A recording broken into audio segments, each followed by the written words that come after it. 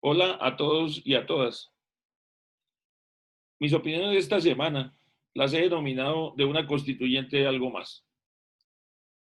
Un importante sector político del país viene impulsando a través de los grandes medios de comunicación que el país requiere que se convoque una Asamblea Nacional Constituyente para reformar la administración de justicia. Ellos quieren hacer ver que es indispensable que eso ocurra.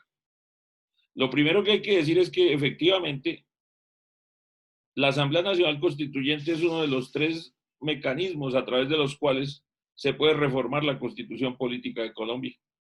Los otros dos son el acto legislativo que se hace en el Congreso en 8 debates, el doble de los debates que requiere una ley común y corriente para ser aprobada en el Congreso, y el otro es el referendo convocando a la ciudadanía a votar una reforma de la Constitución. Pero para ver si de verdad el país requiere esa convocatoria, sería interesante, y es lo que trato de abordar, desde el punto de vista histórico, qué es lo que ha ocurrido en el país respecto de las reformas constitucionales o la adopción de una nueva constitución. En el país se ha venido pregonando, las élites políticas nacionales lo han hecho así, que cada problema, la única solución es hacer una ley o una reforma a la Constitución. Años después vemos que no es así, que se ha hecho la ley y que el problema persiste o incluso se ha agravado. Entonces, no todos los problemas que ocurren en la sociedad se pueden solucionar a través de una norma. Más bien sería que haya políticas públicas para atacar esos problemas que son neurálgicos de la sociedad colombiana. Pero ya hemos visto durante décadas y décadas que la élite nacional que gobierna el país no está interesada en hacer esas transformaciones que requiere el país. Por el contrario, ha venido profundizando los problemas nacionales. No de otra manera se puede entender cosas como la que ocurrió esta semana, de que el gobierno nacional echara a andar otro tratado de libre comercio, esta vez con Israel, para completar 15 tratados de libre comercio en vigencia, cada uno de los cuales afecta a un renglón de la economía nacional. Entonces, mirando si se requiere o no esta convocatoria reformar la Constitución una vez más, debo decir que Colombia ha sufrido una inestabilidad jurídica total en lo que tiene que ver con las normas constitucionales. En el primer periodo, la primera república, entre 1810 y 1816, tuvimos a lo largo de lo que hoy es el territorio nacional alrededor de 50 constituciones, ya que cada provincia adoptó una constitución para su territorio. Y desde que en 1819 se sellara nuestra independencia del Imperio Español, hemos tenido 10 constituciones. Y aunque ahora no tenemos el gran número de constituciones que estuvimos en la Primera República, lo que sí hemos tenido es una gran cantidad de reformas a las constituciones. Esas 10 constituciones, a grosso modo, son la que fundó la República de Colombia en 1819, en Santo Tomás de Angostura, hoy Ciudad Bolívar. Cuando nos integramos con el territorio venezolano, que en 1821 se uniera lo que era Quito y Guayaquil, lo que hoy es el Ecuador, para crear la República de Colombia. Una república que si se hubiera mantenido unida, como era el sueño de Bolívar, tendría más de 100 millones de habitantes y sería una de los países más poderosos del mundo. Pero la élite política desde esa época no le ha interesado el desarrollo del país, ni el desarrollo y el bienestar de la vida de sus ciudadanos, sino mantener sus privilegios. En 1821 se adoptó la Constitución de Villa del Rosario de Cúcuta, donde se desarrolló la división del poder en legislativo, ejecutivo y judicial. Y así nos mantuvimos hasta 1830, cuando se dividió el país en lo que hoy es Venezuela, Ecuador y Colombia. Y que posteriormente Colombia perdería una de sus partes, que era Panamá, en 1903. En esa Constitución de 1830, que elaboró el Congreso Admirable, como lo llamó Simón Bolívar, encabezado por el mariscal Antonio José de Sucre, no pudo impedir la separación porque se impusieron esos intereses mezquinos de esas élites que querían gobernar en cada una de las regiones que integraban nuestra República de Colombia. Y de nuevo nos volvimos a llamar la Nueva Granada en 1830, teniendo otra constitución en 1832 que le permitió posteriormente la llegada al poder del general Francisco de Paula Santander luego de la muerte del general Simón Bolívar en 1830. En 1843 tuvimos la constitución más conservadora que hemos tenido, con el gobierno de Pedro Alcántara Herrán, un conservador, yerno de Tomás Cipriano de Mosquera, que fue 4 veces presidente de nuestro país.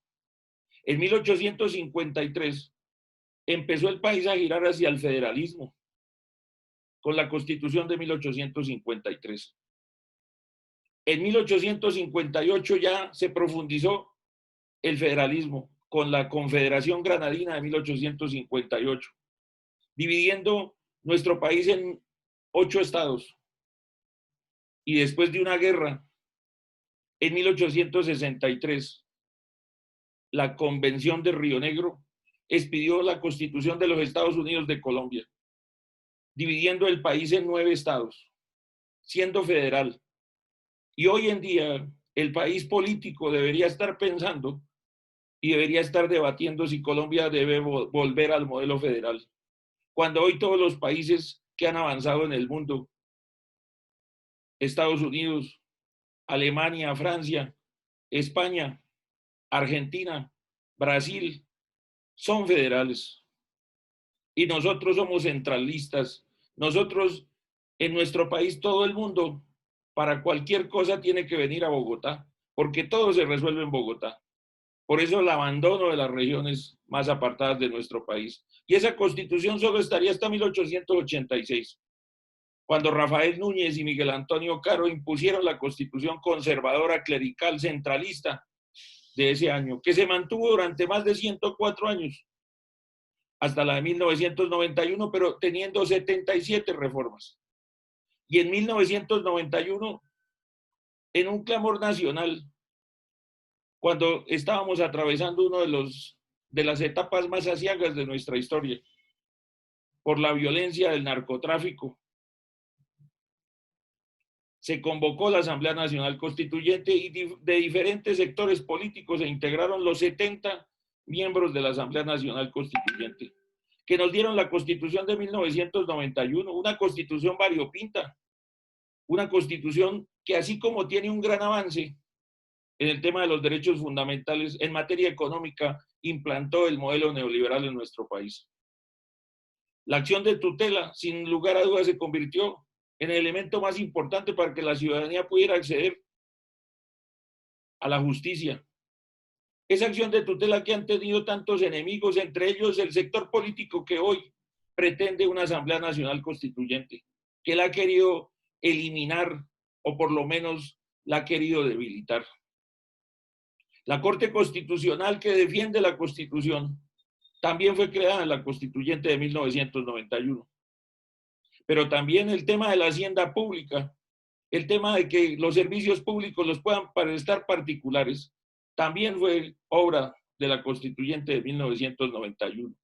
De allí se derivaron leyes como la Ley 100 de 1993 que convirtió la salud en un negocio o que permitió la aparición de los fondos de pensiones que hoy defraudan a millones y millones de personas, aunque la gente aún no lo quiera reconocer. Y esa Constitución de 1991 en menos de 30 años de existencia ha tenido 52 reformas, creando una verdadera inestabilidad jurídica que no ha solucionado en manera alguna los grandes problemas nacionales. Y bajo ese parámetro es que hoy pretenden reformar la Constitución una vez más a través de una Asamblea Nacional Constituyente, entre otras cosas, que bien saben los que proponen esa forma de reformar nuestra Constitución, que no es sino una forma de crear un caos en la ciudadanía que les favorezca en sus intereses políticos. Porque no de otra manera se puede pensar cuando a 2 años de terminar su gobierno Iván Duque se iniciara el proceso para convocar una Asamblea Nacional Constituyente, tendría primero que pasar por el Congreso, donde seguramente no tendrá las mayorías para hacer esa convocatoria por una ley que la convoque. Y luego ir a la Corte Constitucional a su revisión y después sí convocar al pueblo colombiano para elegir a los miembros de la Asamblea Nacional Constituyente que tocaran el tema de la administración de justicia para favorecer a una sola persona en nuestro país. Bien dice los principios del derecho que la ley es abstracta y no puede señalar a quienes beneficia ni a quienes perjudica, porque la ley debe ser para todos igual. Se pretende es crear un caos en la sociedad, como también pretenden hacerlo cuando piden que el proceso de Álvaro Uribe en la Corte Suprema de Justicia sea público, cuando la ley y el Código de Procedimiento Penal vigente para ese proceso, la Ley 600 de 2000, prohíbe y establece la reserva del sumario para todos los sujetos procesales. Lo que se busca es difundir las pruebas del proceso para empezar a partirlas, para que una ciudadanía ignorante en temas jurídicos empiece a través de los medios de comunicación a ser influenciados para echarle a la ciudadanía en contra de la Corte Suprema de Justicia en su sala penal. Es que el problema de la justicia en Colombia no es la Corte Suprema de Justicia, que tiene problemas y muchos también. Las altas cortes no son el problema de Colombia en materia de justicia. Claro que sí, es vergonzoso el Consejo Superior de la Judicatura como ha sido manejado desde 1991, porque también fue creación de la Constituyente del 91. Pero ese es un problema menor frente al caos que pretenden los que proponen esa Asamblea Nacional Constituyente para desvertebrar la estructura de la Constitución. La Constitución de 1991 la tenemos que poner en práctica y no seguirla desmembrando como en esas 52 reformas que le han hecho. Entonces, llamo a que profundicemos el tema, a que vayamos más allá de lo que los medios de comunicación pretenden hacerle ver a la gente, para ver que, entre otras, si se procediera hacia la Asamblea Nacional Constituyente, este gobierno no tendría tiempo para hacerlo y tampoco tendría las mayorías en el Congreso para poder llevarlo a cabo. Pero ellos, sabiendo que es así, seguirán impulsando y seguirán diciendo en los medios de comunicación sobre las faltas de garantías en el proceso. Si no hay garantías en la Corte Suprema de Justicia, ¿qué será para un ciudadano del común que va a un juzgado municipal, a un juzgado del circuito o a un tribunal? Es que el problema de la justicia está allá en el acceso de la administración de justicia a todas las personas, empezando por la educación, empezando por la educación política para que se conozca la Constitución, para que se desarrollen los principios que están en nuestra Constitución y que el ciudadano se apropie del concepto que está allí en la Constitución, de que el poder de la Constitución emana es del pueblo y no de la élite política que mal ha gobernado nuestro país en casi 200 años. A eso lo llamo, compañeros y compañeras, a seguir luchando por el conocimiento. Por eso la lucha sigue.